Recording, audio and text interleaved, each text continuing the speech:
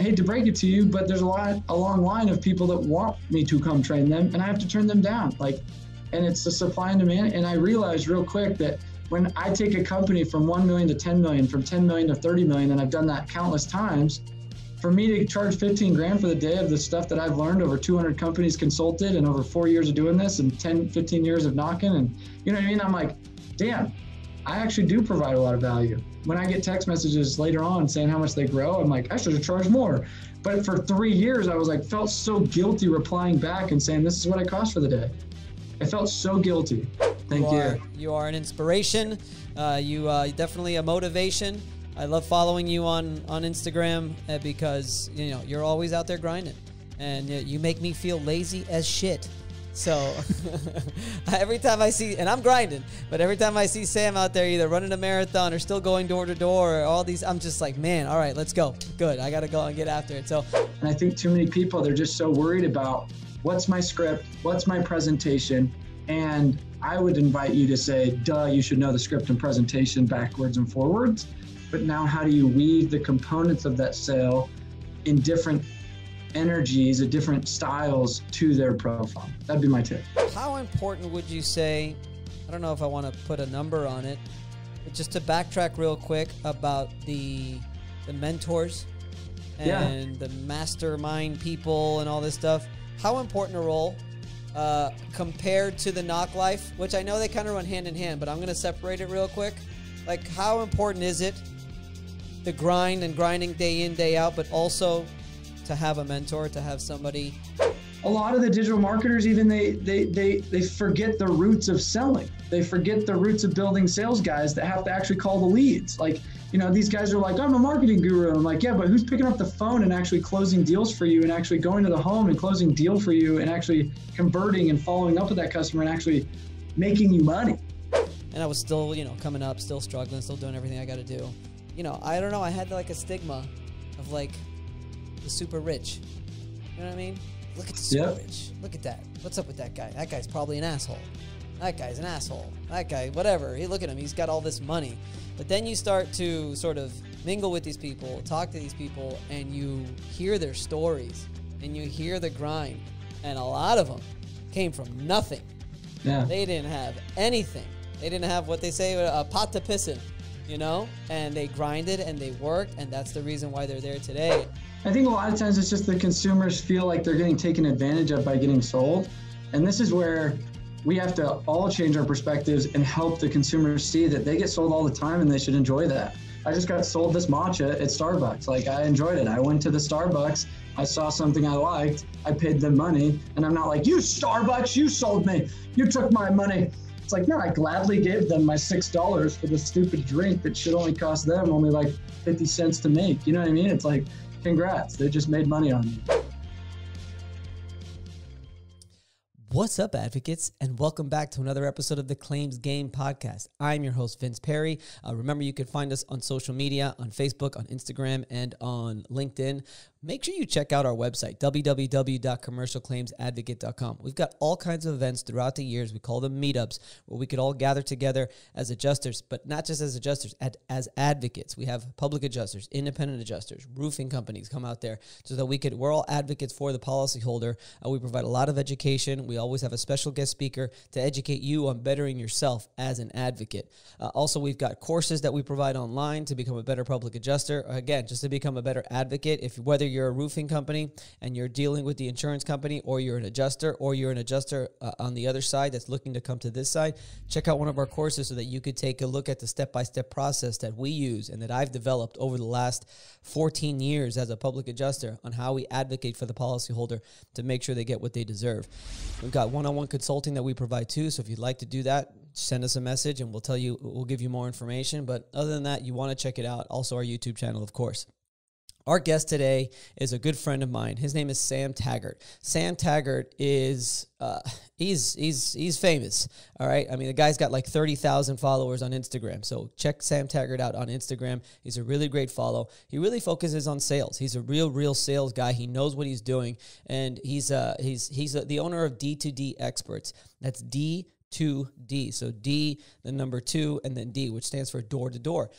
He specializes in going door to door and really closing probably about 90% of his sales. He talks about it in our podcast, how it shouldn't be a numbers game. It shouldn't be just going door, and then hoping you get the sale. He expects to get a sale on every door that he knocks on. So if you're a door-to-door person, whether you're an adjuster or a roofing company, you want to follow this guy. You want to take a look at his book. He's got the ABCs of Closing is his book. He's also got a ton of courses on his website. It's called the D2DExperts.com. That's the D2DExperts.com. And he's got a ton of online courses that you could purchase, that you could download, you could check it out, and you could learn, you could train your staff just based on the course he provides online and all of the information that he's got. But it's not just that. He's also got a conference. He's got a boot camp every other month throughout the year where it's a 2-day, I think it's a 2-day boot camp that you go in there and he really breaks it down. He basically stands you up in the front of the room and he gives you a pitch and you have to try to close him and all kinds of stuff. Really cool things. He's also got D2D Con.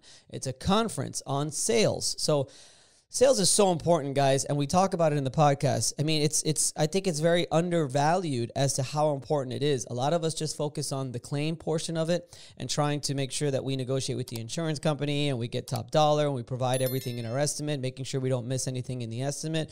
But sales can go into the negotiating process as well. Sales can go into obviously getting more work, signing more claims. But even when negotiating with the insurance company, if you could learn some of the tips that Sam Taggart has taught throughout his book, throughout his courses, throughout his inner circle. He's got an inner circle as well where he could really take a deep dive into your business and increase your sales.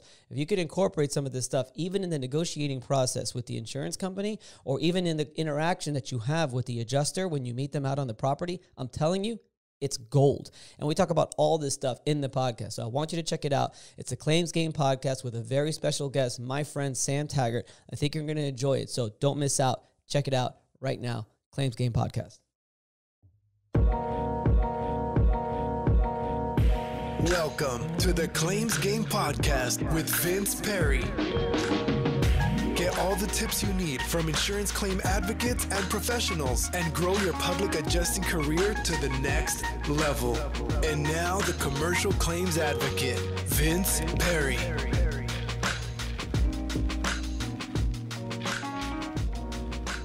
All right. We are here with the man, the myth, the legend, Mr. Sam Taggart. What's up, man? What's up? Happy to be here, man. How's it going, man? Long time no see, long time no talk. Last time I saw you was at the SVG conference. Yeah. Or was it the Indiana? No, it's SVG. We saw it at SVG. Yeah. Well, you do so many damn conferences. You probably get them all confused. I know. I was like, well, we bump shoulders every once in a while. I'm always hopping around. So they just all sort of roll into one, I bet, because there's a lot of them. God, there's so many of them now. It's like every other week, and I follow you on Instagram and on social media, and you're just like a traveling madman. You're always visiting one or the other. Yeah, no, and we throw a lot of events. We had 2 events this week. I had like 40 business owners Monday, Tuesday come in, and then a new batch of 20 business owners come in Wednesday, Thursday with our mastermind group. So it was just like all week I've just been hosting. I've been the host, and then we have recruiting. Next week I have an event in Arizona. The next week I have one in Austin that I'm like putting on. So it's like hectic. And then we have Door-to-Door Con coming up in January. That's like our big conference, 70 vendors. And, you have Tom Billio and Jim Quick and big keynote guys like Jesse Itzler. And that's kind of our big one. And everybody's like, oh, should I go to this one? Should I go to that one? I'm always like, I'm biased towards ours. Ours is legit. D2D Con. It's sick. It's called Door-to-Door Con? Yeah. That's awesome. How long have you guys been doing that? This is our 5th year, so we've been doing it a while. And we've had John Maxwell, Ed Milet, Jordan Belfort, Tim Grover, Tim Story, to a lot of cool speakers. It's cool. A couple thousand people come, and it's an epic event. Are you going to have the one I texted you about? Golden? Milton Golden? Myron Golden? Myron Golden. You going to have him? He spoke 2 years ago. Yeah? Yeah, he spoke. He's the man. I'm gonna get on his. He's got this challenge now going on, like upsell. It's like some challenge. I don't know what it's about. It starts. I think next week. It's like a 3-day thing. That's awesome. No, he's the man. If anybody wants help, like speaking or how to kind of have a stage presence. He's trained a lot of good people on how to really sell from the stage. And he's got a lot of good stuff. He's been a good mentor of mine. So I wanted to ask you, what are some of there's so many out there, so many like masterminds, so many, I guess, great mentors and stuff too, whether you pay for them or just pick their brain or whatever it is. What are some of the best ones that you feel that come to mind that you think are really good for people to really keep an eye out for? I like the niche, like for me, Myron was like a speaking stage selling niche that was very specific, right? So it's like, okay, I'm doing a lot of speaking, I'm doing a lot of stage selling, like how do I get better at that? And so I was able to kind of master that, where there's a lot of generalized ones. It's like, I'm self-help, I'm a great guru in this. And for example, I have a really good one in multifamily real estate. I have a really good one in,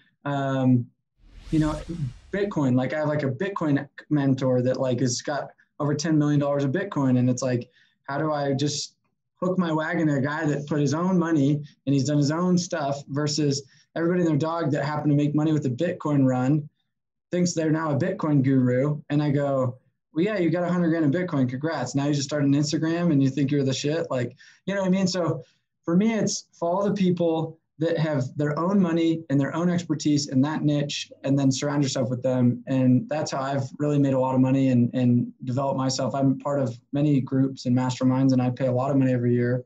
I host many masterminds, and my niche is direct sales and door-to-door and people that are out there face-to-face grinding and trying to build those types of companies. And that's when people come to me. It's like, great, I'm good for that. If you ask me to go be your digital marketing guru and talk to you about pay-per-clicks and SEO, I'm going to be like, don't join my mastermind if that's what your goal is. But I think that's been my motto, is like, look for the nichiest niche and somebody that's done stupid well, and fluff out the fake. Like if somebody's like, hey, I'm buying my first house, you're like, and you're going to be my coach and mentor, like, you know what I mean? And you're this Instagram dude. Like there's so much fake out there. It's just like, it's almost annoying. So. Yeah, it's hard. What was that? Is that me or you? That was you. Oh, I could hear the background. That's why. You're good. Okay. That's why I think it's really important what you said when you said I spent a lot of money and I spent a lot of money on masterminds. I spent a lot of money on these mentors, but I also do my own masterminds and mentors. I think that's a big one that a lot of people are sort of like reluctant to do when they don't realize that a $10,000 investment here could net them $200,000 or $250,000 later, or a $20,000 investment here could net them $1 million later on, or much more than that. I think it's important to understand that any of these mentoring things, these mastermind things, stuff like that. Yeah, of course they're going to cost some money to put up with it, but what you get out of it is more often than not, it's going to be a lot better than what you actually put down. Yeah, 100%. Yeah. 100%. So. What's Sam, how did you get into all this stuff? I mean, how'd you get into the door-to-door? How'd you get into obviously teaching others and helping others? What's your story, man? Well, two different things. So I got into door-to-door when I was little. I was 11 years old, and I was selling magazines door-to-door with my brother. And then when I was 13, I started painting the addresses on the curbs, and did that all through high school. And I had 11 of my friends working for me. And then when I was 18, right after I graduated, I moved out to Dallas, Texas, and started selling alarms in 2008. And then did that all the way through 2015. And then end of 15, I did it solar, and then did that for a few years. And then about, end of 17, basically, I said, hey, there's a niche, there's a need here. And there's nobody helping the door-to-door space. And there's so many public adjusters and so many, B2B and B2C and where they aren't getting any service. There's no love. Like, it's like, oh, you do door-to-door sales? Like, you're a sales guy? And it's like, yeah. And this is the knock life. Like, I'm sorry. Like, I knock doors and grind, and I'm willing to go get face-to-face, dirty, belly-to-belly, and it pays off to do so. And I was so sick of kind of them getting the shame and this guilt for what they do. And it's a beautiful profession and can be done very well. And like this morning, I go out and I sell a deal, and I made $14,000 this morning in an hour off of a referral. It's like, where in the freak? Nobody makes that in a month, like the average American. It's like, I did that literally in an hour off of a referral, and then I've live the rest of my day. Like I could live off that all month if I wanted to, you know what I mean? Like, where do you do that? And yet it gets shamed, yet it gets bad press. Like you're like, so I said, how do I help unify, up level, and bring honor and integrity to the space? I've been doing that ever since. So sales guy, right? It's always like, oh, you're a sales guy. It's always like, I don't understand why it has such a like, or you're just selling me right now. It has such a bad connotation. I don't understand. Like, I wonder where that comes from. Weird. It's weird. And maybe it's just the consumers feel like they're getting, I think a lot of times it's just the consumers feel like they're getting taken advantage of by getting sold. And this is where we have to all change our perspectives and help the consumers see that they get sold all the time and they should enjoy that. I just got sold this matcha at Starbucks. Like I enjoyed it. I went to the Starbucks. I saw something I liked. I paid them money. And I'm not like, you Starbucks, you sold me. You took my money. It's like, no, I gladly gave them my $6 for the stupid drink that should only cost them only like 50 cents to make. You know what I mean? It's like, congrats. They just made money on me. Yeah. And I'm glad to pay them. Yeah, and I mean, what is it? The age-old thing, as long as you believe in what you're selling, if you're selling something that's actually helping people, and obviously solar is something that you're doing, that you're helping others and saving them a ton of money on their electric bill, it's only just going to help them anyway, so it's better that way. Why not? Yeah. I saw that you're doing the mentoring, the mastermind courses, and you're also still selling at the same time, huh? Every once in a while. This one's just a referral, but I usually sell with companies. Like for me, I told myself starting this that I'm not leaving door to door to go be a educator. I'm only going to dive deeper into it, because I think a lot of people, what they do is they get into these mastermind roles and the gurus and at the end of the day, they lose their fire, right? Like they're just like, oh, cool. Like 10 years ago when I was top rep, and it's like, yeah, well, things have changed. And so I like to stay sharp. And so for me, I make it a mission to where when I go consult a company, I'm not above the straight door knock. And everybody's like, I'm not a canvasser, I'm a closer, I'm a project manager, I'm a public adjuster, whatever that is. And they get above the knock. And I'm like, guys, the knock is what pays your bill. The knock, the lead, the prospect, the grind, the hustle is what is feeding you. Never forget that. And so me being the guru, getting paid what I get paid, I'm not above going and knocking doors and going out and selling a deal and going out and getting the trenches to where, yeah, I still enjoyed it. It's fun. Like that, the rush of like, are they going to buy? And it was so fun to watch me silence close them today. Like, I'm like, oh man, that's good. And I got it all on film too, which is cool. I asked them, I was like, hey, can I set up my phone and film this for our online training platform for solar? And they were like, yeah, we don't mind. And I was like, no obligation by any means, but I mean, I just want to capture this. And they let me film it. And I'm excited to go back. I'm excited to go back and watch the silence close, because that moment when you're just like, all right, so you ready? And they're like, and it's this battle between you and them. Who's going to talk first?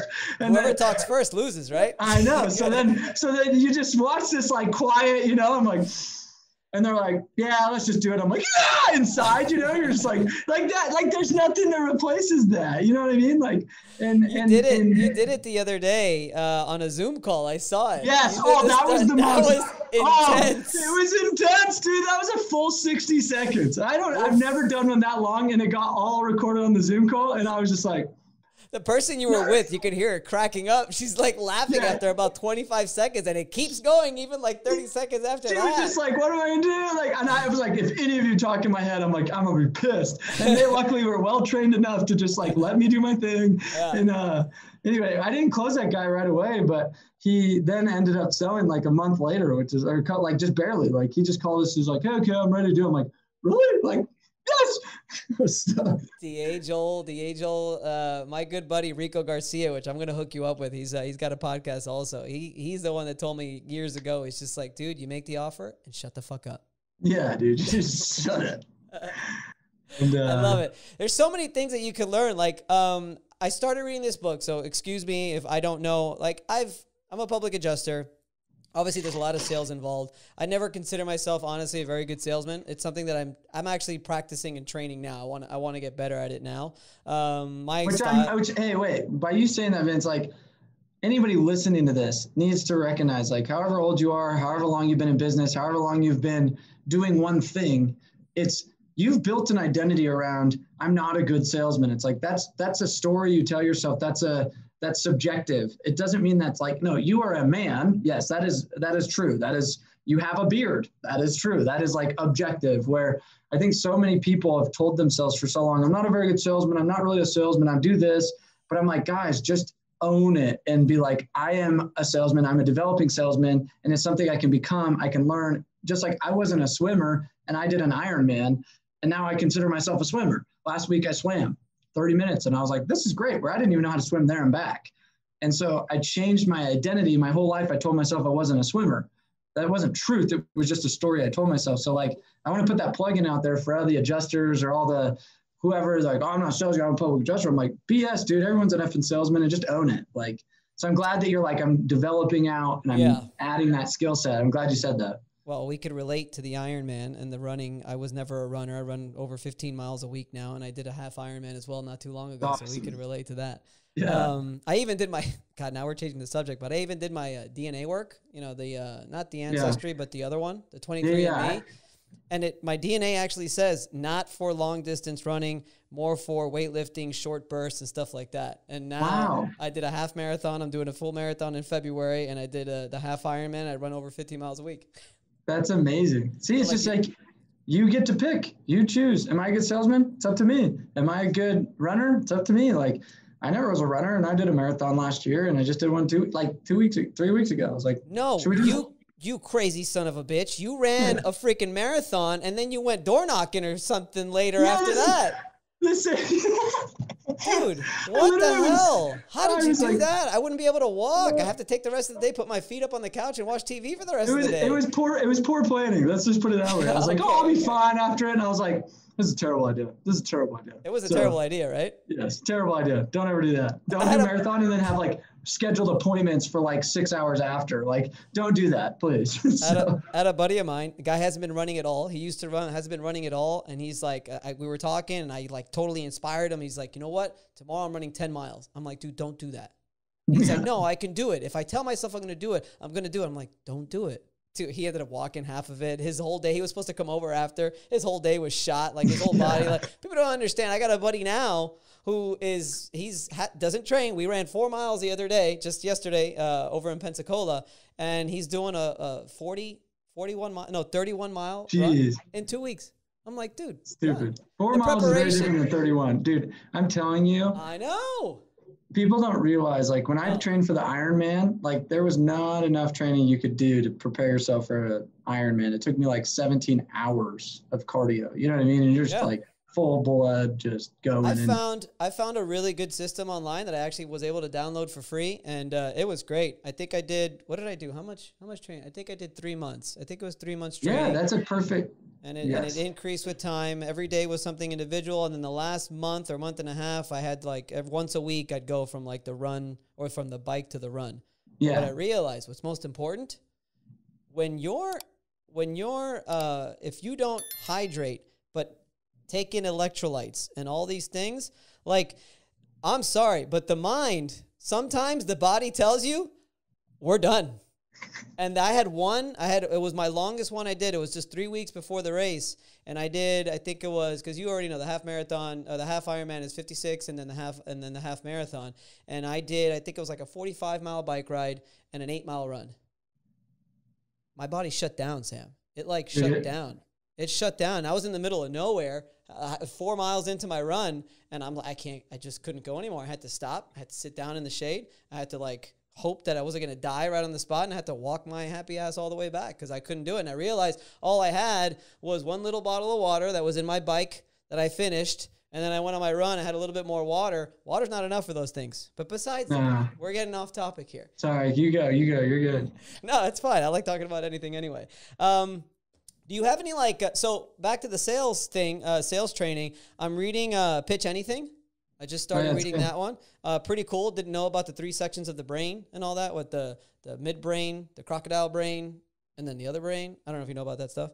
But I guess it leads me to my question. Like, do you have like a certain a certain style, like a certain preference on selling or certain thing that you teach that you feel like really benefits? I'm just trying to get some value to the audience of like just a quick tip or something like that you feel like is a really good way to really get that sale, besides just being a good guy or being nice. Well, let's use this morning's example, right? Like, when you said, do you have a style? Do you have a thing? It's like, okay, I'm their husband and wife, and husband, I'm kind of talking to wife. A lot of times you want to kind of cater to the wife a lot. Just seeing it in history of selling in the home. And so she goes on to say like, well, I'll just buy anything. I'm the type, like, I don't have to deal with the research and all the thing. And she's like, if it makes sense, it makes sense. I'll do it.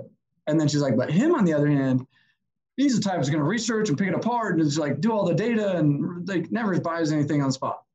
So now what am I dealing with? I'm dealing with, there's 4 profiles of selling. There's the bull, the owl, the lamb, and the tiger. And so she's the tiger. She was a former police officer. She was just like super bubbly, super fun, send it. He's the owl. He's very analytical, very like, very wanting me to see the facts and figures and make sure this all adds up. And so I don't have a style of selling. I say I'm going to adapt to their style of buying.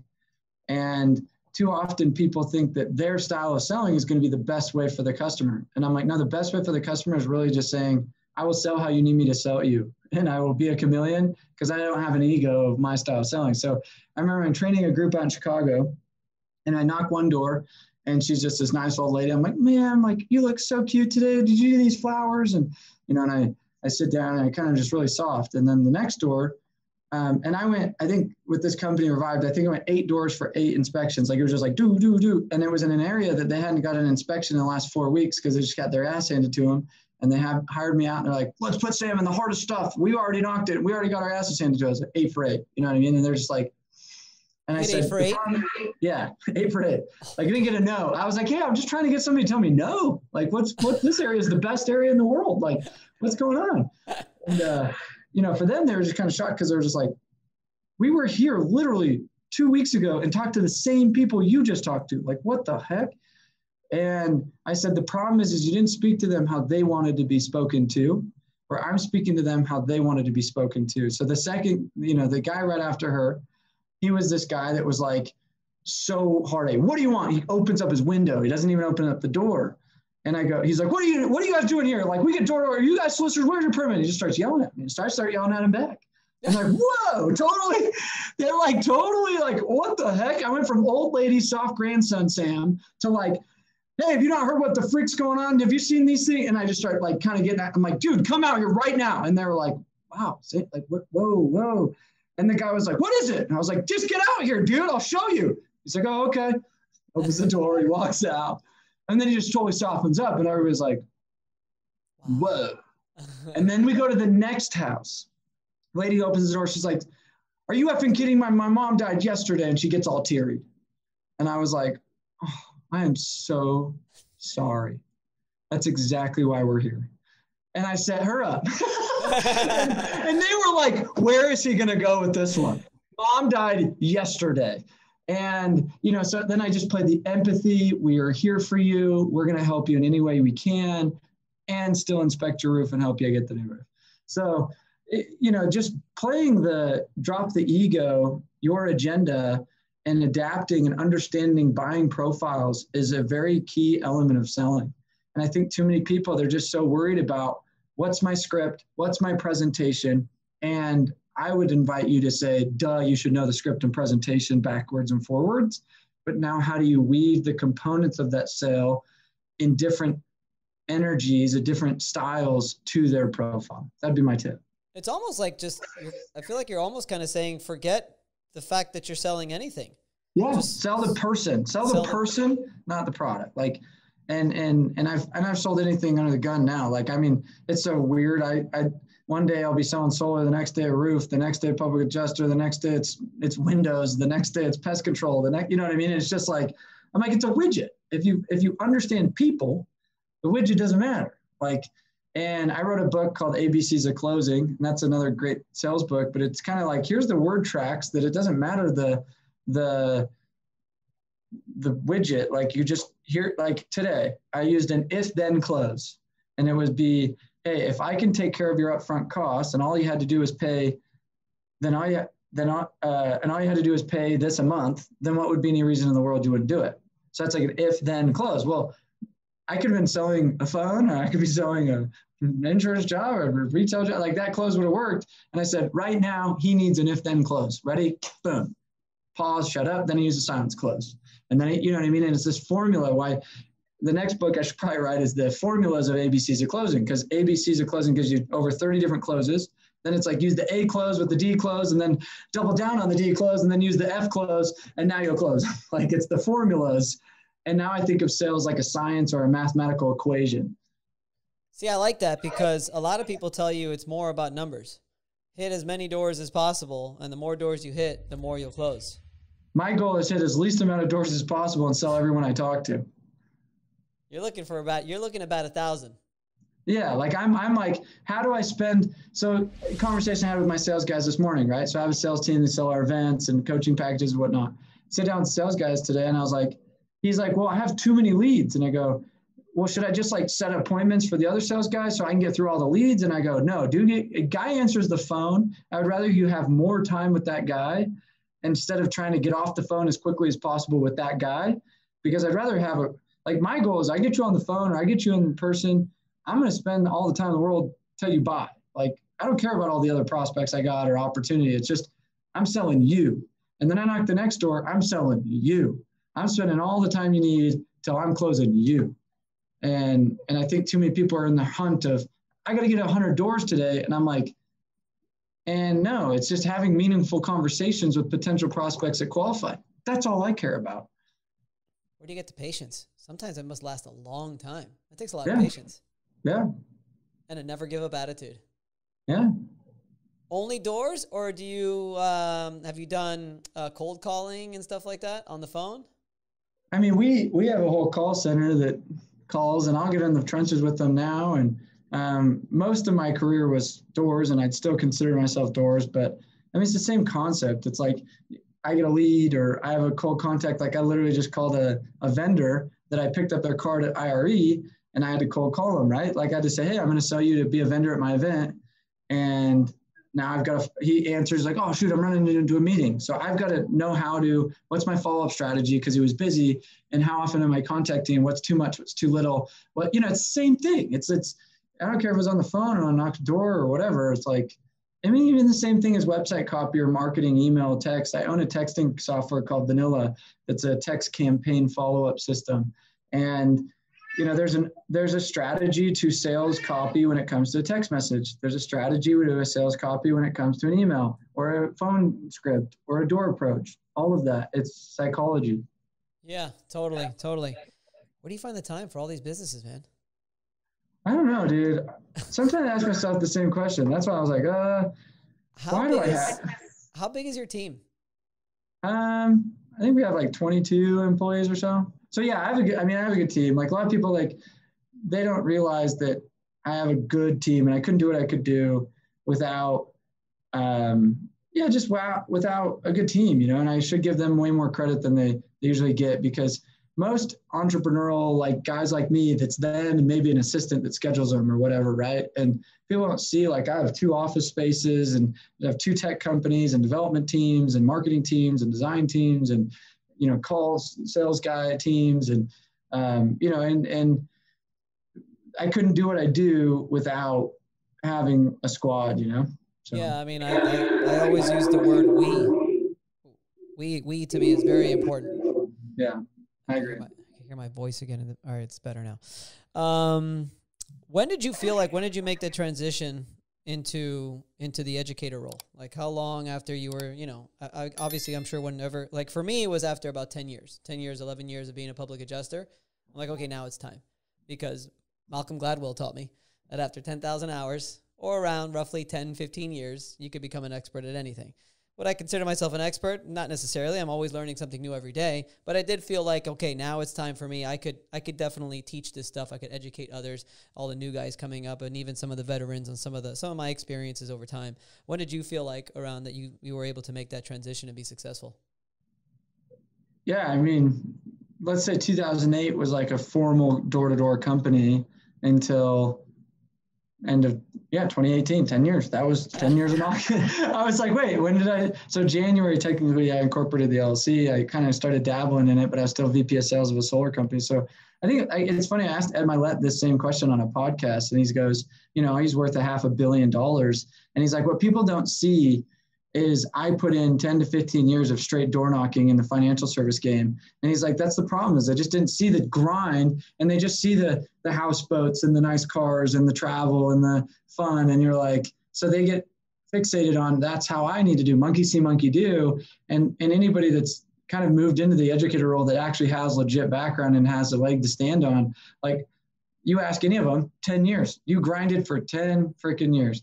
And I still grind. Like, my grind is just different grind today than it is when it was like doors every single day for 10 hours straight. Like, and, you know, I sometimes wish that I could show off, and I had a camera following me 5 years ago, you know what I mean? 10 years ago. And it's like, dude, camera follow me now, because you don't know where I'm about to be. And that would have been a cooler video than my stupid videos I put out now. You know what I mean? Like, it's my honest opinion.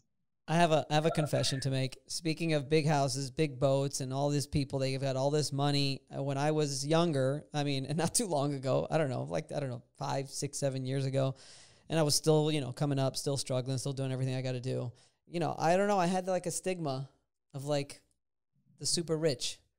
You know what I mean? Like, look at the super rich. Look at that. What's up with that guy? That guy's probably an asshole.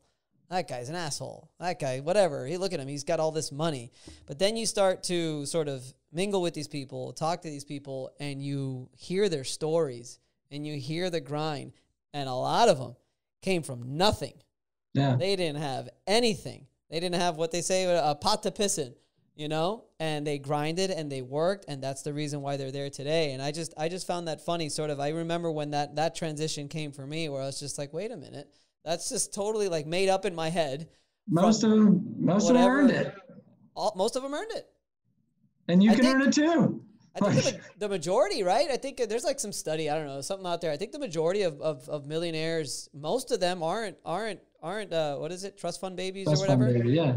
Yeah, most of them earned it. And it takes work, and it takes a lot of work. But I think I just wanted to say that because I still think that there's a lot. I still speak to people, even some of my buddies who aren't at that level or anything like that. Oh, look at these guys. Look at this guy. Da, da, da, da. Some of them make fun of me, too. And I'm just, I work my ass off. I don't have time to chat in our little chat all the time because I'm too busy working. My phone's going, my WhatsApp and my group message is popping off. They got like nothing better to do. They're sitting in front of their computers and they're chatting. I don't have time to chime in on that stuff. You know, we got to work. Well, hence my hashtag, the knock life. You know, and I think people don't realize that anything you want that's worth something lies behind a door. You just got to go knock it. Opportunity is lying right behind the door. And whether that's a representation of door to door or that's physically door to door, like, and I think so many people don't recognize that they are avoiding the energy and the fear, and that crocodile brain you talked about is stopping them from doing the knock life, like doing the hard thing. And they're trying to look for an easier route to accomplish greatness. And there's no such thing. There's no such thing. And you ask all these millionaires and you say, how'd you get there? And they go, the knock life. Like, and if you broke it all down, they go, the grind, the knock life. Like, I was there pounding the pavement, getting on the phone, recruiting, whatever that looked like for them.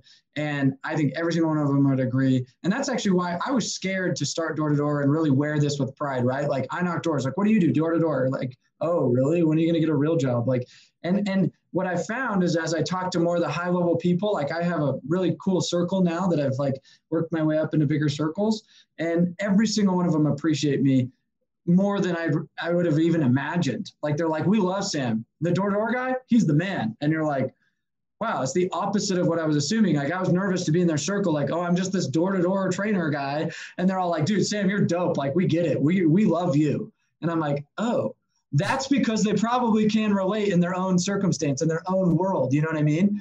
And that has helped me really get validated in the sense of, dude, everybody's living that knock life. How important would you say, I don't know if I want to put a number on it, just to backtrack real quick about the mentors and the mastermind people and all this stuff, how important a role compared to the knock life, which I know they kind of run hand in hand, but I'm going to separate it real quick. Like, how important is it, the grind and grinding day in, day out, but also to have a mentor, to have somebody that you have that you could? I look at it like levels of mentor. So you have call him your elder, right? Like this wisdom. My dad would be a great example. He's ran and started many businesses, and he's done super successful things. He's lost a ton of money, made a ton of money, lost it again. You know what I mean? And it's like, nobody knows that until they know it and they've gone through it, and they can empathize and they can say, dude, diversify, risk aversion, lawyer this, like, oh, I didn't know I needed a lawyer for that crap. Like, you know what I mean? And I literally just got a lawsuit today, dude. It sucked. Like, I got served. No. And I was like, damn it. And that's why I bring this up. And it's like, my dad's like, wait a minute, you only had $100,000 liability policy on your car. And he's like, you're an idiot. You're worth how much, Sam? And you had a $100,000 limit. Now I get personally sued from a dude I hit that's coming after personal assets. And he goes, well, you live and learn, Sam. Now you probably all get better insurance, wouldn't you? And I was like, I would have known, you know what I mean? Like, it's not like you look at your freaking car insurance liability, like, you know what I mean? Like, damn it, I learned a lot. Like, who knows what that'll turn into, but it sucks. Like, it's like, that sucks. And you wouldn't know that until you know it.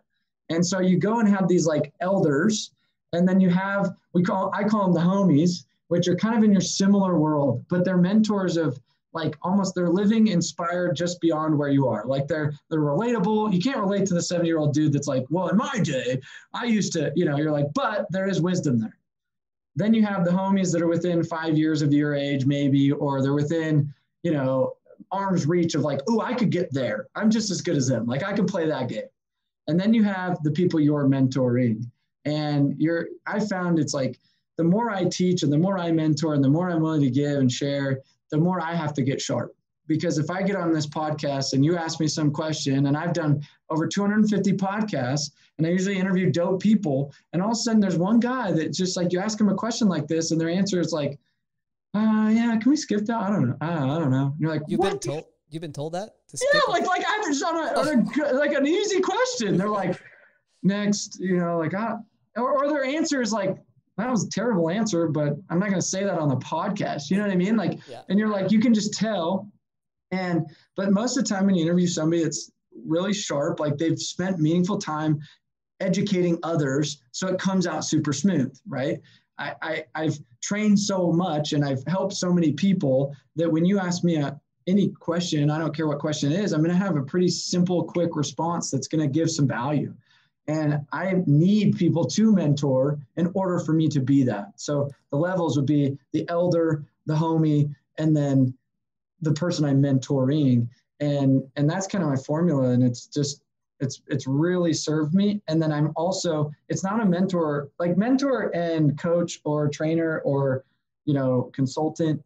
Those are two different things too. Meaning I pay certain people and I don't pay certain people. My dad, I'm not like, let me cut you a check for being my dad. Like, but I had a speaker coach. So let's take Myron, for example. I called up one of my good friends, Dan Clark, who spoke year one at Door to Door Con. He's in the Speaker Hall of Fame. He runs the National Speaking Association in Utah. He trains at the University of Utah on speaking and coaching. I call him up. I was like, hey, Dan, can you teach me how to sell from stage and this and this and this? I was like, I'll pay you. He's like, no, I'll just do it for free, dude. Like, you don't need to pay me. And I was like, well, what would you look like teaching and this and that? I call Myron back. I was like, all right, I'll give you 30 grand. Let's do this. Wow. And it was an interesting moment. And I realized that when you're not willing to go spend the money, I wouldn't have taken it serious. But me knowing that I paid the 30 grand or whatever it cost, I knew that I was like, I'm going to fly out to Tampa. I'm going to sit in a class for 2 days. It's going to be structured. It's going to be organized. He's going to feel like he has to deliver 30 grand plus of value. And I have to extract 30 grand plus of value. Where I'm like, man, me a call every once in a while with this Dan guy, or I go to his house for a couple hours, could be valuable. It's a mentor. I look up to him still. He's sharp, but I don't think I would have extracted the same result. 3 months later, after hiring Myron, I closed over $500,000 from stage. And was my 30 grand worth it? Hell yeah. When did you realize that? When I started becoming a person that got paid. I said, if you don't pay me, I'm not going to respond to your text. I'm not going to respond. Like in my head, I'm like, who do I care to reply to? You know what I mean? Like, I get hit up all the freaking time for my time. If I'm somebody worth something that deserves to mentor, I should have a very tight leash on my time. And if I don't feel the need, like I get hit up, hey, Sam, let me treat you to lunch, or Sam, let me pick your brain for an hour. I'm like, why would I love you, but my time is so limited. And so if you're paying me in my program, my style, I will give you so much more value than what you pay me. And the second thing is free advice tends to get treated as free advice. When somebody's like, what book do you recommend? I took it as upon me. When I asked that question to somebody, I screenshot when I bought the book and I send them what I learned from the book when they recommend the book. What does that show? I actually took his free book recommendation as serious. And too often people ask for advice and they want to get mentored and then they don't do shit about it. And that just devalues any advice. I'll pay you for advice. I'll show you what I did with your advice. My favorite text, I got it literally today. Check this out. I had a guy come to my boot camp a month ago. And let me pull this up because I still need to text him back. Where is it? And I train on business systems and organization and how to make a better, sexier culture and all this stuff. And I get a text today that literally says, check this out. And he shows me, I want to show you because this is actually a really cool representation of somebody that just built some real equity in my book. He comes and pays for my event. Not maybe one other time has anybody ever texted me pictures of how they implemented. Here we go. So literally sends me pictures of how he implemented his core values, how he implemented a fast start program I drove for him on the whiteboard, how he implemented all this stuff. He just randomly sends me a picture. This is a month and a half later. And it's like, damn, that guy's legit now. I will take his phone call. I'll reply back because he did something with the advice I gave him. How many people, there's so much that I want to talk about now. In regards to the free advice, I mean, it's so true. When I started this whole thing, and by the way, I'd like to formally ask in front of the audience, can you be one of my homies? Yeah, be a homie. Yeah, I'll be a homie. Yeah. Can you be one of my homies? Yeah. Because it's like, it's not like I'm like miles ahead of you. You know what I mean? It's like you're maybe on mile 4 and I'm on mile 7 of this marathon that we're running. Yeah, you're definitely ahead of me though. So I'm gonna definitely, I don't know. We'll talk off camera, but but the free advice is true because that's sort of where I've been at. I mean, for me personally, that's where I've been at for a while. And we just started the consulting program. Well, not really. We didn't start no consulting program, not yet. Just offering consulting, one-on-one consulting, and I'm charging a certain price. But you realize, besides the free advice, also, if you're not charging sort of what you feel that your value, but that's a hard thing to figure out too, right? Like, that's something that I've been trying. What is the value? Like, what is my value as far as giving consulting? That's something that I'm trying to figure out also. Dude, it's a battle. It's a battle. I'm glad that you said it's a battle, though, because it's a battle. Well, here's the perfect affirmation because I went through the same battle for probably 3 years, dude. Like, and I still do. I feel guilty. I literally sent a guy, like, I could show you another screenshot yesterday. Guy hits me up. He's like, hey, how much for you to come and train me for a day? I was like, 15K, like just straight up. I was like, here you go. And he's like, whoa, yeah, God bless you. And, I look at that and I go, I could have flown to Texas. I could have trained him. This was yesterday, right? So I could have been like, all right, I'll be there tomorrow. What did I do today? I made $14,000 on a commission in an hour today by not going to Texas. And I didn't have to leave my kids. I got, you know what I mean? And just like, okay, if you really want me to, like I spent all day training you how to sell. I know how to, like, why wouldn't I just go do what I just did today? You know what I mean? And I hate to break it to you, but there's a long line of people that want me to come train them and I have to turn them down. Like, and it's the supply and demand. And I realized real quick that when I take a company from 1 million to 10 million, from 10 million to 30 million, and I've done that countless times, for me to charge 15 grand for the day of the stuff that I've learned over 200 companies consulted and over 4 years of doing this and 10, 15 years of knocking. And you know what I mean? I'm like, damn, I actually do provide a lot of value. When I get text messages later on saying how much they grow, I'm like, I should have charged more. But for 3 years, I was like, felt so guilty replying back and saying, this is what I cost for the day. I felt so guilty. One of my favorite books is called The Go-Giver. I don't know if you've read it. They've got the 5 laws of stratospheric success. Super good. And the last law is the law of receptivity. The key to effective giving is to stay open to receiving. Yeah. Because you're right. Free advice is just that. It's just free advice. But when somebody is paying you $15,000 to go out there, like you said about Myron, you're going to go out there with like a freaking goal to make sure that son of a bitch gets $100,000 worth of advice. Because if he gets anything less than $15,000, it's not going to make you look good. It's going to make you feel like shit. And it's just not going to... I have too much of an ego to not let it make 15. Like yesterday, one of my guys comes... Except when you go door to door, then there's no ego. Yeah, there is no ego. For me, it's almost a self-pride thing. yesterday I had one of my mastermind guys come into Utah, and I was out there at his company 2 months ago, charging 15 grand. He comes to Utah. He goes, we've doubled in size in the last 2 months. And he's like, when can I get you back? And those kind of statements are amazing. Monday, I go to Santa Barbara, and it was a guy, Robert, that texted me, and he said, hey, can I get you to come out? And I was like, it's 15K. He's like, can you do it for 10? I said, no, it's 15K. He's like, and he's like, no, 2 months ago. And then he just keeps watching. He's like, oh, he texts me 3 weeks ago. He goes, damn it, send me an invoice. And I'm going out on Monday. But I wasn't like, for me, I'm like, I could have sacrificed the difference for 10 grand to 15 grand. You think it like, I could have done it for 10, right? I could have said, there was no like law that was like, Sam, you can't do it for 10. It was, I held to my value. And I said, I know I'm worth way more than the 15. And I've done this countless times. And I used to charge $1,000. So the first time, and this is where I learned this is where I learned it.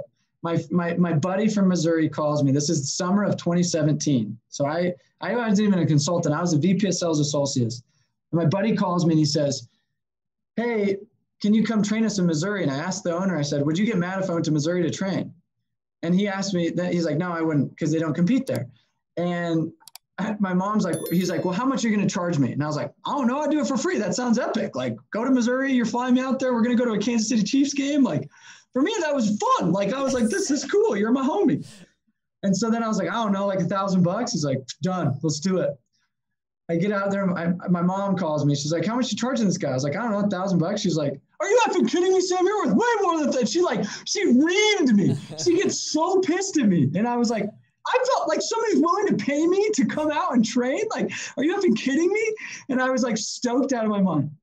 And then she was like, you're stupid. She's like, my hairstylist, even if she's not booked, she's like, she's booked for 3 months and she can charge whatever she wants because she knows she's booked for 3 months. And I was like, oh, I'm seeing something here. And that, like, my mom had to kick me in the nuts because I'm too nice. Like, I'm just so like, I'll do it for free. And then she then said something that hit me so hard. She goes, what's the time spent with your kids? What's the time spent doing the things you love worth? And how often are you willing to sacrifice those things? And I had to put a higher price tag to the things that mattered more to me than the dollar. And all of a sudden my value went up. And I realized camping this weekend with my kids, I could take another client and say, okay, I'll do it for 5 and just get booked every freaking day of my life. Or I could say, I have to value some of the things I love most, like hanging with the kids this weekend, or yesterday I went trail running yesterday, or, doing the things I love most and living my life, because I think sometimes we sacrifice our lives chasing an extra dollar. It's all about the people, man. The people in your life. It's all about your family. It's all, that's most important than the dollar. I like what you said about your time, though. I mean, what was that? That's that other book. Jesus, I always forget the name of that book. He talks about really the value of your time and making sure. I love, on that concept, book recommendation, if you can't think of one, would be How Will You Measure Your Life? And that one talks about kind of that time and where you're putting it. And it's like, if you were to measure your life, you've got a couple elements like fitness and family and business and things like that. And like, what are you going to be known for? And like, how do you look back in 10 years? It's kind of like, was that extra $5,000 or the extra day missed this, or is it those little moments? And anyway, that's a great one on time perspective. And if you wanted one on that, but there you go. So you go for whatever, you train a roofing company or a public adjusting firm or whatever it is, and they call you back in 2 months and they've quadrupled their sales, and now they're just like, it's off the charts and everything is crazy. But now obviously that sort of runs into the next problem in entrepreneurship. It's just like sort of fast growth. How do you control it? Do you have any recommendations? Is that something that you help provide? Do you recommend them to somebody to do that? Or like, what's your sort of advice with that? See, my strong suit is fast growth, right? Like, it's funny. That first company that hired me, they said, hey, we want to hire you for the year. How much would you be? And I told them a number, and they're like, oh, done. And I was like, well, for this much, how much would you need to grow by to make it worth it? And like, if you could help us by 10%, I'd be stoked. And inside, I'm like, 10%, like, I'd be pissed. Like, if we don't double by like 6 months, I'm gonna be pissed. Because I'm like in the mentality, it's very simple formula. If I can help you get more recruits, talk to more people with a better closing percentage, it's just repeat. And, you know, a lot of companies have 5 guys. I'm like, to go recruit 5 more guys is very easy. Like to train them, not that hard. Like, you know, like we've done that on repeat my whole life. And so it's interesting. I've learned, my quote is always this: if I can help you get a lot more sales, I guarantee a lot of operational salary contractors, they'll come out of the woodworks where the money's at. So, and I say I'd rather have an operation fulfillment problem than I would a sales problem. But I'm going to say that with a grain of salt, because I had a lady, I don't want to say names, she was one of the probably top 10 installers in the country for solar. She spoke at my conference and was like, gave this whole training at D2D Con on how to scale fast and keep up with sales. Well, on Sunday, they just went bankrupt and they're out of business. So, you know, this is a 5th largest, fastest growing solar company in the country, just shut their doors Sunday. And, you know, it's ironic because of the training she gave the door-to-door con, and a lot of other competitors like, oh, I'm throwing rocks, and I'm not going to throw any rocks. But I just think what I did find out, and I'm pretty close with a lot of these people, is they didn't know what money was. And I think there's where you're going to get into trouble. I think operationally, great. Instead of it taking 3 weeks to get it built, maybe it takes you 6 weeks. You can set better expectations with the customer, and you can say, look, we're so busy, it might take a little longer, but that means we're so good. I can handle slower time. But when you don't know what you're making and you don't know what you're paying, if you're spending making the right money, that's where I would recommend a good CFO or a good bookkeeping company that will get your costs right, because that's where they were off. As they were not profitable at all for the last 2 years. And it's like, that's one thing to scale super fast and brag about all your accolades. But if you're not making money, then who cares? So I would rather scale and make more money. And a lot of people think they have to sacrifice profit in order to scale fast. And I go, no, you can actually scale and make more money profitably, like the same. Like you don't have to sacrifice one or the other. It's just, do you know what your numbers are? And are you kidding yourself when it comes to overhead, profitability per job? And are you being misled with the data? So that's where I see people get more in trouble than it would be keeping up to speed with customer service and things like that. I'm kind of obsessed sometimes with processes and stuff like that. Are you a big thing with that? Do you have like a lot of processes and? Oh yeah, like I have multiple playbooks. This is like a recruiting playbook, and I have a business playbook, and I have a planning process I've written. I've written many books on. This is the processes. grind. This is the entrepreneurial grind that people do not understand. They have no idea what it's like to put these things together, because if you don't and you do scale, that's when everything falls apart. And every single one of these is a process. Like if I open up to this, it's that's like, within your company. Oh, this is stuff I give clients. So these are all built for end consumer. If I showed you my companies, I do have my own of these. But these are books that I give clients, and I say, fill this out. This is a book of SOPs, essentially, meaning I've kind of given you the framework. You just got to put in the numbers, or you got to put in the names, or you got to put in the descriptions. Because if you can't scale, like you rise to the level of your leadership, but you fall to the level of your systems. And too many people try to manage people. Johnny left. No, I'm effed. I just sat down with my sales manager today, and I said, dude, you're an idiot. Like, all of the process lives in your head. If I fire you today, show me, and I had to say it like this. I said, if I fire you today, show me how I could replace you with a process. That's not my plan, but put a process together so I don't need to do that. And I said, yeah, that's exactly it. That's from the E-Myth. E-Myth talks about that too. Yeah. I just said, I need to know when this happens. And I was like, there's too much gray area that lives in your head, and I don't like it. And it's been bugging me for the last 6 months. I don't like it.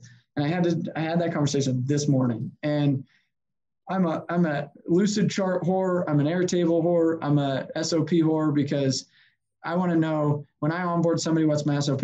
When I do this, what's my SOP? And what I'm finding is I have to get more in the trenches, like just being real and raw. I try to delegate building the SOP to the leadership on my team, and 9 times out of 10, they just don't do it. And so I'm starting to find more and more often, I need to give the track and go here, because lately I've been dependent on, okay, I have a mid-level management. I figure they can come up with SOPs. And I'm being honest, I'm like, dude, do I need to step 1, step 2, step 3, step 4 for you. And then you go fill in the blanks and make sure that like, and it's a thing. Like I've lived my life building SOPs and I still do it every day. This is the part that people don't understand though, right? I'm like obsessed with it. Like we just started our public adjusting firm. I was always actually partners with somebody else who never had any of that stuff. And I started my own and I'm trying to build it. We've got the commercial claims advocate, which is the courses and all the education and consulting. And then we've got Elite Resolutions, which is the public adjusting firm. I look at it all as one organization. But yeah, I'm obsessed with it. And sometimes I feel like I'm too obsessed with it, but I don't think you could be too obsessed with it because it's so important. Well, and I'm going to say this for everybody listening to this, because I bet you a lot of sales guys and entrepreneurs are listening to this. Is that my natural tendency? Hell no. Is it my bread and butter to get and sit down and build processes? No. Is it not, like I have ADD? I'm a sales dude. I'm a people person. Like for me to sit down and try to write this book or fill out this playbook, it took all the energy in the world. But now that it's done, that it sits here and it's a manual, it's like physical, it's tangible, here you go, follow it. It has freed up so much time and energy in my mind that I can now move on to bigger and better things and trust that my team, because what we don't realize is just spending the energy to put it together up front is way less energy than worrying about it being all wrong always for the next year. 100%. And so just understand that principle and force yourself to do it if it's not in a natural tendency. I posted the other night, I was working late night on my organizational chart and where everybody goes and other duties and other roles and everything like that. And somebody had the nerve to just comment back and say, that's HR, that's an HR job. And I'm like, yeah, well, I can't afford a fucking HR department right now. Okay. This is what I got to do, you know? And if I don't know, if these guys don't know what their role is and what they need to do, then things just fall apart. Yep. I agree. Man. I don't even know where I wanted to go next, but fact of the matter is it's, you're the man. Let's see. We did the mentoring, which I really wanted to get into, the consulting that you're doing, the door-to-door. Is it mostly roofing companies? Is it mostly solar? I feel like you tend to lean a little bit towards solar, but is it outside of the construction industry? Do you also train companies just to help build their sales and get them going? And is it only door to door, or do you help with online marketing and stuff like that too? I've helped with it all. It's funny, like my mastermind group has like 70 CEOs in it, and I would say 50% of them don't even knock. And I was like, what the heck? So I'm like, why are you joining the DD Expert Circle? And then all of a sudden they like, because it's the best content we've ever heard when it comes to actual building teams and selling and marketing. And they're like, and I think it's because a lot of the digital marketers, even they forget the roots of selling. They forget the roots of building sales guys that have to actually call the leads. Like, you know, these guys are like, I'm a marketing guru. And I'm like, yeah, but who's picking up the phone and actually closing deals for you and actually going to the home and closing deal for you and actually converting and following up with that customer and actually making you money? Like leads is one thing, or like, and so we find that because we do what we do, we make great marketers. Because we do what we do, we make great entrepreneurs. Because we have the entrepreneurial spirit built in us and not the lazy, let me sit at a computer and take the easy route, we seem to resonate with all sorts of industries. And, you know, we have yesterday, I mean, there was a window company to a PDR company to a pest control company, alarm company, solar company, a roofing companies. Like, you'd be surprised in different makeups of those businesses. Some of them have 2,500 salespeople, and some of them have 3 and do it all online. So I've mixed it all over the place. Gotcha. Yeah, I mean, you're right, because at the end of the day, with these online leads, it doesn't matter. Once that phone call comes in, somebody's got to sell them. Somebody's got to sell them. Somebody's got to sell them, and that somebody, yeah, I'm training somebody now, and it's, you know, it's going, it's moving, but we're getting better. What's on the horizon for you, Sam? What's next on the? I know you're probably the type that writes a lot of his goals, probably journals every day, meditates a little bit. I know does that training in the morning and stuff. But I mean, besides all that, what's some of the things that you're really looking forward to? Well, camping this weekend. Just kidding. No, I can't really. No, the answer is simple. I have a lot of really cool things. A couple of things I can't say. But one is I'm doing a cool commercial project where I'm basically building we're calling it the Hive for right now, but it's basically an event center, a NFL and professional athlete training facility and office center And that's exciting. There's some software plays that are happening. There's some really cool, there's just some innovation that's happening to our space that you just got to stay above and faster than the competitors, right? It's just like, there's always a room for innovation. And, for the last 3 years, I've built 2 software companies. One's Recruitomatic. It's a recruiting ATS, and one's Vanilla Message. That's a texting software for customers and, follow-up and referrals and reviews and things like that. And those have taken 3 years of just really cool R&D and development and different tweaking and customer trial and error and this and that. I would say we're going to put a lot more gas on those 2 softwares over the next probably year. And then there's another software piece that'll come up about, and then just bigger and better events. We want to continue to create experiences that blow people away and change lives. My mission is just like, you will gladly pay me to better your life. Like, you will enjoy being my friend and homie. Like, you will love coming to every one of our events because every single one of them blow you away. And it's like, wow, this wasn't just a typical conference. Like, this was like life-changing. Like, that's my mission. How many conferences are there? We do a lot. So like next week I have a sales boot camp in Arizona, and I'm doing that with Cole Hatter, Cody Sperber, the Clever Investor. So like that one's not very door-to-door focused. That one's, the Clever Investor has over 1 million followers on real estate and investing in real estate. Cole Hatter's masterminds all real estate. And then end of September, we have Recruiting Summit. So that one's all on recruiting, how to train and get onboarded and find prospects of getting A talent. I'm taking a bunch of guys in October then to Guatemala, and it's a week-long like service and personal development, leadership development retreat. And then in just every month there's something different for different audiences. We have an elite mastermind for top sales managers and sales leaders coming up, and we do a lot of cool experiences. And it's like, my mission is, when I don't know if I'm playing or working, that's when I know I'm doing the right thing. Like, right. It's like we took them boating on Wednesday. It's like, all right, we're going to go boating now. Everybody's like, really? I'm like, yep, it's going to be epic. But we're going to go with a billionaire. Wait, we're going with a billionaire? Yeah. So you got to pick his brain while you drive on his cool boat. And then we went to his mansion and sat in his house and picked his brain. And then he brought over a CFO who just came over from Life 360, who took a company, $20 billion CFO of a $20 billion company. It's like, all right, let's pick this guy's brain. Let's hang out with them. Like, you know what I mean? And everybody's like, what the freak? Like, wasn't expecting this. Like, you are the company you keep, right? I mean, that's kind of what it's all about. Yeah. You get around all those people, just special things happen. Yep. What's the ultimate goal in Sam Taggart's life? Is there one ultimate goal? Change as many lives as I can. I mean, the real mission is just like be fluid and let God use me as an instrument in his hands wherever he needs to pick me up and place me in opportunities and say, you need to change this person's life, or you need to change this tribe's life, or this movement, or you need to start this industry to better everybody. Like, for me, I'm like, just trust God and let him use me as the biggest. If it's a big instrument and I'm a Tony Robbins figure, like I look at Tony Robbins as God used him as a very powerful person to change lots of lives. Or if it's just, I help one person and it's like, dude, that guy turned into the next whoever knows. Like, for me, I'm just trusting God and letting him direct my path. Awesome. Sam, thank you so much for coming on, man. Thank you. You are an inspiration. You definitely a motivation. I love following you on Instagram because, you're always out there grinding. And you make me feel lazy as shit.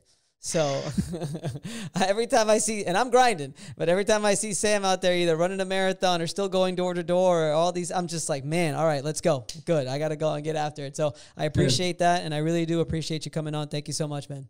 No, thank you. Hopefully you guys got something out of it. And yeah, hit me up on Instagram if you guys have any questions, the Sam Taggart, or, whatever. So I'm here to help. Thanks, Sam. All right, hold on a second. All right, we're going to cut it there. If we do some outtakes and stuff. Sam, this is not part of the podcast, by the way. Where do I start with the mastermind thing? Because it's time for me to get to like next level stuff. And I've been thinking about, that's the level I need to go to, is pay somebody 10, 15, 20. That's why I spoke to Myron. Well, I spoke to Myron's brother. Yeah, his brother is the stuff. He's awesome. But I don't know if that's right for me right now, because I'm going to get into the speaking and stuff like that, but I'm not quite there yet. And I still haven't really finalized my consulting program for public adjusting firms and all that stuff, because that's what I want to get into, which is another question I have for you, which is maybe if that's something that you would maybe consider. What I'd like to pick your brain on is really how you structured your whole consulting thing, because that's what I'm trying to figure out. I'm trying to do something similar with what you're doing, which would be traveling or not, but going and really helping public adjusting firms and public adjusters really just build up their processes and get their leads and start and being successful as public adjusters. Is that something that you could help me? Do you want to build more of like a firm? So I went the direction, I had like 10 consultants in our agency at one point, and it was like a full building out processes for them to follow and them going out. And now I've whittled it down actually over the last 4 months to 3. And consultants, like they would go out and travel and do the one-on-one calls, and then I managed that, and then I just kind of like oversaw all clients, and we had like 80 companies at one time were consulting, you know what I mean? Like, and it was a beast. And so that's a direction you can run towards, or you can say, I'm going to be more of a solopreneur, a solopreneur, a soul opener, a solopreneur, meaning I want to have a very small team and be more, it's just around me. And those are two different directions to go that you really want to get clarity around. And I think that would be the direction, because I've also got the firm.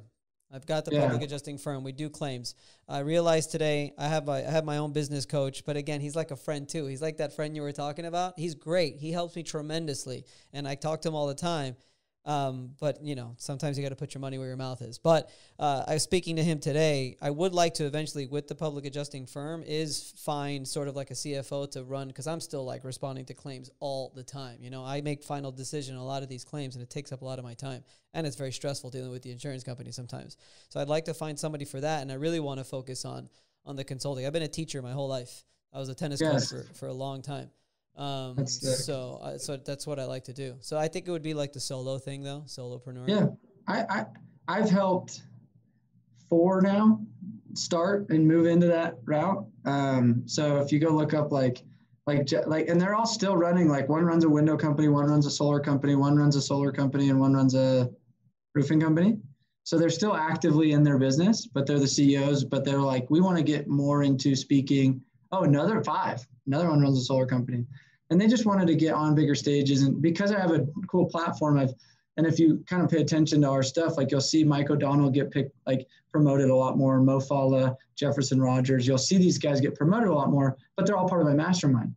And so I'm just like, hey, how do I backdoor self-promote or promote you and help you out getting in front of more people, and taught them a lot more of the social media routes, a lot more the connecting with the right hacks on doing it for low budgets and strategizing with them. And they've just all come from my mastermind, which has been really cool. And, you know, it actually has in turn helped with the recruiting for their own companies. Like, you know, Mo went from his first year in business doing 25 million to this year, he's on track to do 100 million. You know, Jefferson went from 1.5 to 10. Now he's on track to do 20 million. Mike O'Donnell's on track to do 70 million. That's with their actual businesses, not with the other stuff. Yeah. And they've astronomically, because they've said, let me become more of a person of interest. It's helped recruit and make their influence for their actual businesses do a lot more. And it's fun to rub shoulders with guys like that have, you know, Jefferson was here, and it was cool because the new people in the mastermind were like, you could see how they look up to the guy, because they were like, wow, you're where I want to be in 2 years. Like, wow, what did you do? And he implemented the stuff that we teach, and he just did it. Like, so we might be a good fit just because we help public adjuster companies like yours. And I also know how to kind of give you a cooler roadmap. So when we're, you know, spending time in Guatemala and we having these deep dives and we have these group calls, there's an element of like, you know, it's pay to be the friend. Like Steven, one of my experts, he first was in my mastermind group. Now he works with me. He was like, I just paid Sam Taggart to be my friend for 30 grand. And he's just like, and you know, and now it's paid off. Like he built and ran a successful roofing company. Then he exited that, and then now works with us as a consultant, makes good money, and loves the training side. And I'm not saying it just happened to work where he now is one of my coaches, but I mean, I would say we're a good fit. I'm not going to like sit here and high pressure sell you, but it's like, it's 30 grand. It's a 12-month program. We have probably 4 or 5, 6 events that you could participate in. We help your whole team. You know, I have a training I do out on Zoom every other week on sales where all your public adjusters could be part of that, teaching them better sales techniques. We have different, like last 2 days, we spent on a deep dive where 15, 16 of the bunch of business owners came in and we just dove into their businesses. And I toured, you know, $1 billion company, and I toured, you know, a couple other massive companies, and we picked the brains of the owners and just said, hey, what's your processes? Show me your tech, show me your SOPs and finance. We met with the CFO guy, and there's just, you know what I mean? And it's just rubbing shoulders with cooler people than you know, that's like always my mission. Recruiting too? You could help with recruiting new public adjusters?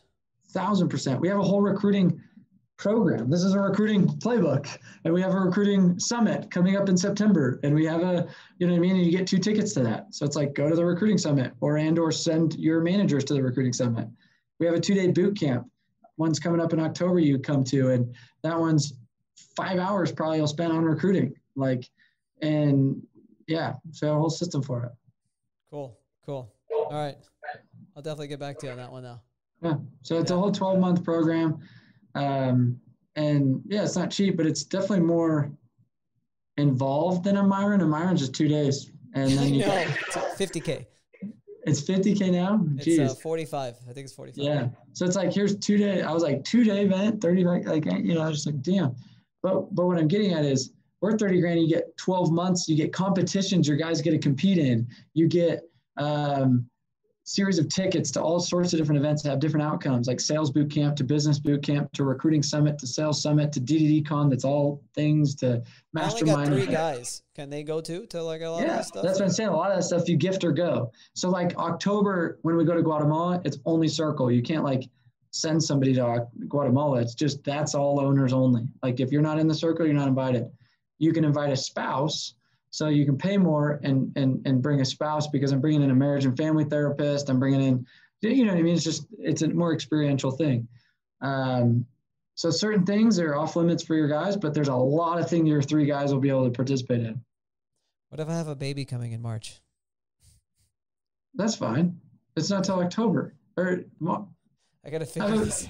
That's my only issue right now. I got a 4-month, I don't know, what the fuck is 15 weeks? 15-week pregnant lady who's just been going through hell. That poor thing. I mean, she's sick as a dog. Darn. Figure out my time. No, I can send you the slide deck on it, and it just shows the dates and what's going on, and just look at it. So, and then we have a finance option too, where Myron's like 30 grand. Why are we in the money? I'm like, okay. Oh, okay. That was my next question. Yeah, is it 30K up front, or is there 20% down, and then you just finance it for 6, 9, or 12 months. 20% down, finance. Oh, that's pretty awesome. Gotcha. Yep. I think I'm extremely interested, and I'm more than likely going to do it. Just if you could send me the slides, and I could figure out my timetable with my pregnant wife and then soon to be child. Yeah, and I'll send you the kind of the what's happening, and we have our next call. So we do a monthly call where it's on the first Tuesday of every month. So it's next week. And that would be a great time to introduce yourself and be like, hey, I'm the newest member, blah, blah, here I am. Here's what I can give, and here's what I can get. And then we have a sales boot camp coming up in Arizona, the 31st and 1st. And so if you're like, cool, I want to send 2 guys to that or a guy to that, then you can send some to that in Arizona, which is a really cool event. And then recruiting summit coming up in September, end of September, which that one is like, you for sure want to go to, or send your manager or send whoever, right? What was I going to say though? I'll send you that. I think you'd be a great fit. Like it's the people that want to be around the shakers and movers and, you know, doing cool things. And we've helped a lot of businesses go from 3 to 20 guys pretty quick. Like, you know, like if that's a goal of yours, or you're learning stuff from us that you can regurgitate to the clients that you do consult. You know what I mean? Like that's another thing. It's like, Sam, how do you know so much? It's like, because I've been to thousands of conferences and training and had many coaches and read thousands of books. And you know what I mean? It's like, I'm very student-like, right? And I want to regurgitate that so I can serve my people at the highest level. Right. Yeah. I mean, that's what it comes down to. I mean, I've taken 3 different public adjusting courses just so it could help my own course. Exactly. You know? So it's not like I'm like rip off and duplicate. I'm like, cool, like spin Myron stuff. Like I could give you the 20 pages of notes I've taken with Myron. I'll give you his playbook. Like, here you go. And it's like, no, I shortcutted it. And I put my own spin to it because it's like his sales training has nothing to do with like, it does have everything to do with your public adjuster sales training. It's just so different, but there's some psychological characteristics that you have to speak it into door-to-door now, or I have to speak it into in-home selling. And I can take what I was good there and apply it and turn it into our lingo. You know what I mean? Right. Cool. So, all right, I'll shoot you that over. I got a dip. And then let me know when this goes live and I'll share it and give you some love. Awesome. Yeah, we should go live in about 2-3 weeks the latest. Love it. Okay. Thanks, You're the man, Sam. dude. We'll Sam, see it. say what's up real quick to the camera. Just a quick photo. Whoa, it's looking at me. Nice. All right, brother. Thanks, man. I appreciate you. Love it. We'll see it. Have a good weekend. You too. Enjoy your camping. I will. I'm excited. Later, man. See it.